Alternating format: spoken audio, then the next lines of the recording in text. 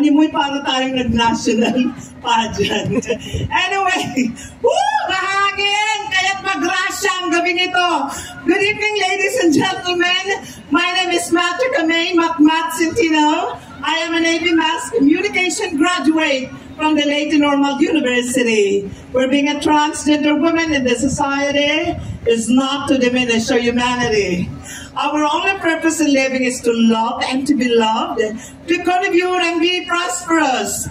Kapitan Ryan! Asan ba si Kap? Kap! Meron ba kayong lemon?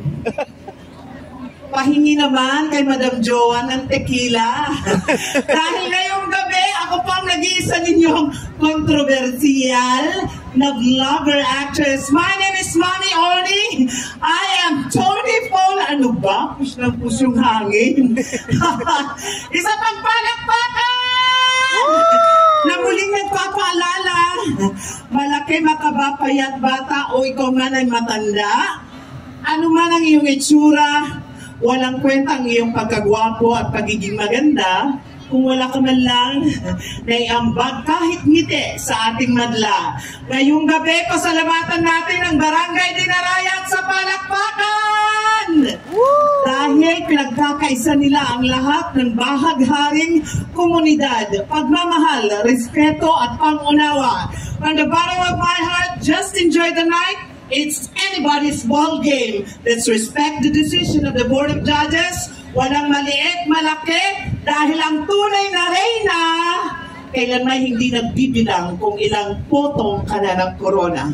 Bisaya Jud, enjoy the night, ladies and gentlemen. Advance Merry Christmas from the bottom of my heart. God bless. And I love you all. Thank you. Ladies and gentlemen, that is reported.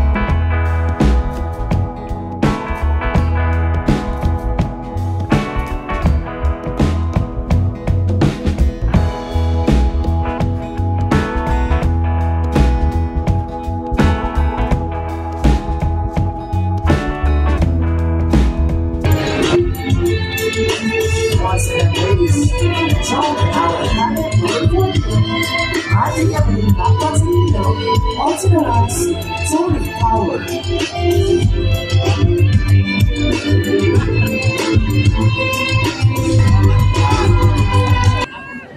Poverty is the #1 problem that the society has. It's very important that the government has to embellish with things and funds which will be put into. Street children arises, it is because the local government has the responsibility in it. Kung bibigyan ng pagkakataon na tamang pondo at hindi kurap ang ating bansa, wala tayong makikitang palaboy na mga bata na dapat pag-asa ng bayan. Thank you. Thank you so much. Candidate number 14, Matthew Kamay Matmat Centino. Our fragrance. Tatlo uli yung nanalo. It's contestant numbers 4, 14, and 15.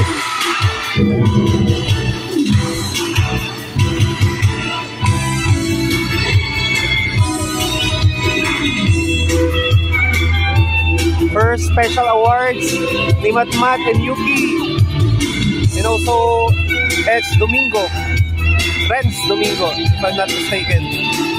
At this point, we will award Miss Silveria's Catering by Mr. Hansel Fergie.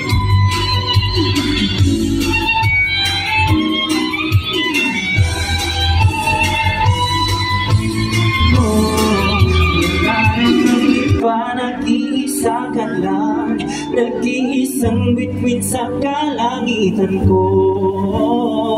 Tinatanaw kita, para bang isang tala sa gitna ng kalawakan.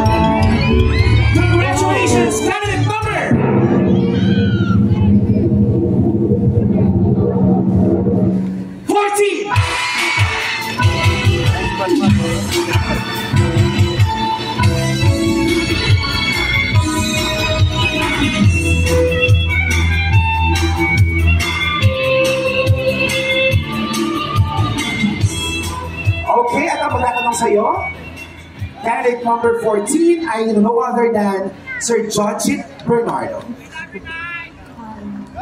I love you. Hi, Sir George.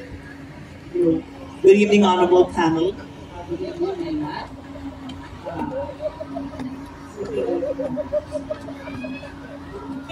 Hello. Palakas po yung thank you. Why is community service important? In your opinion? When we were a child at home, of course, we were taught of everything with a very basic unit of the family and the society. We're taught of one thing, and that is very simple. H-E-L-P. Help. Helping to one another is very important. Bakit napakahalaga nito na nagsisimula sa loob ng tahanan? Marami ngayon ang hindi nakakaalaala na ang pagiging mahalaga ng pagtulong, lalong-lalo na ang pagbalik sa komunidad.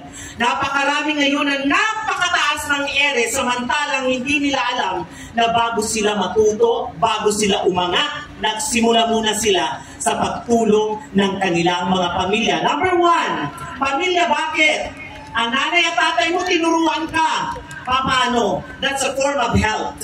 Second, nung ikaw ay nag-aaral, tinuruan ka ng mga teacher. That's another noble time of forming a belt. And the last one, when you become successful, what do you have to do? Pag pulong-pulo ka na ng grasya, anong gagawin mo? Kaya may mga taong hindi marunong maging masaya sa sarili dahil hindi nila alam.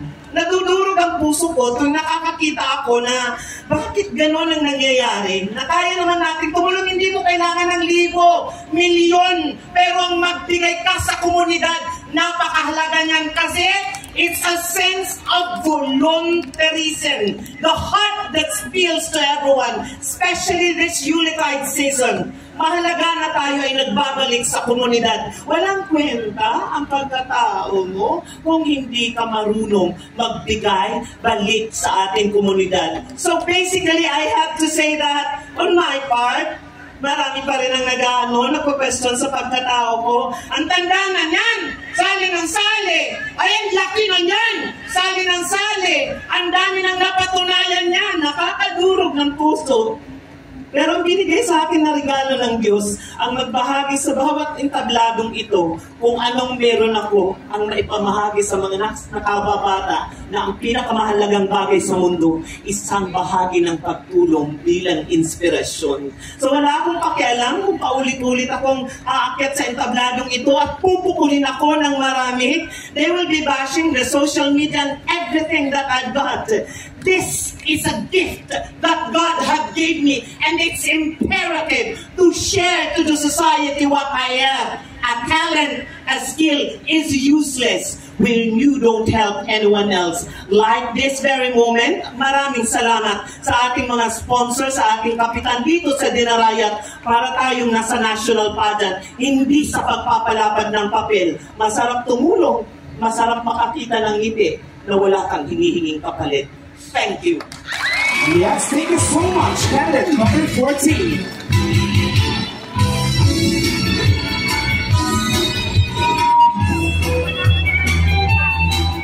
Yuki Ito.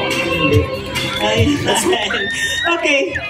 My mother, who happens to be a secondary school principal, she's retired already, always taught me that a talent is an innate gift from God. So let me bring you into the world of Broadway music and I feel like this. Ale Maestro Dinarayat arriba! Woo! Sugales.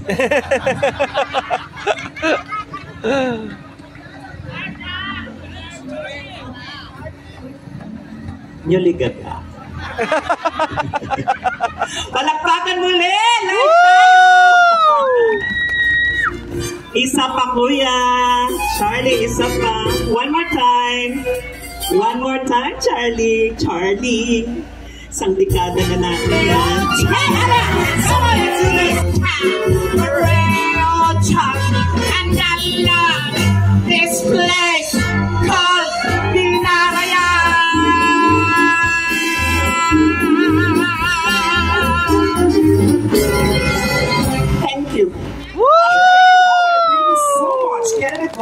17, Miss Matthew Kamei.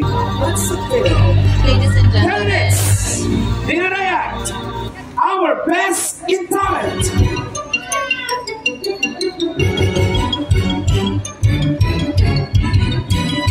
Congratulations, candidate number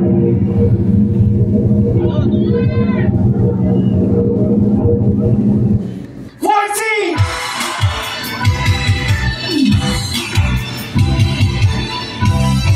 It is nominated and signed by our judges and our CRT Board of Tabular.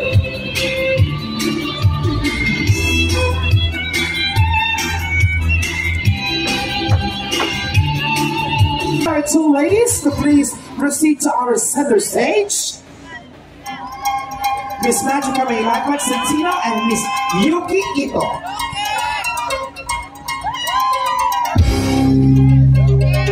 Ladies and gentlemen, I will pronounce first our Miss K Dinarayat Universe 2023. At yung ating na po, automatic she is our first runner.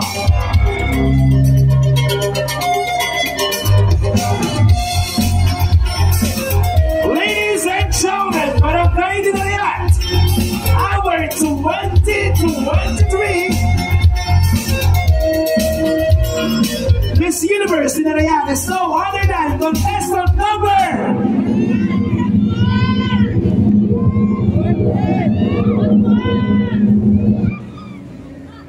14! And our first runner-up is contestant number 15. Dinarayat is no other than Miss Matthew Kamei, Matmat Centino.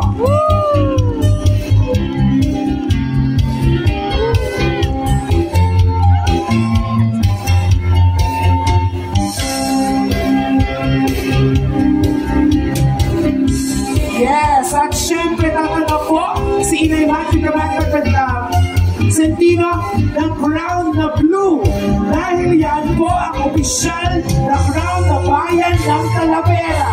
Kaya naman, is a gift mula sa Barangay Dinarayat. Congratulations once again, Miss Matthew Kamei, Matmat Centino. Sa kanila na ba yung crown? Ay, yes, sa kanila na yung crown. Congratulations po.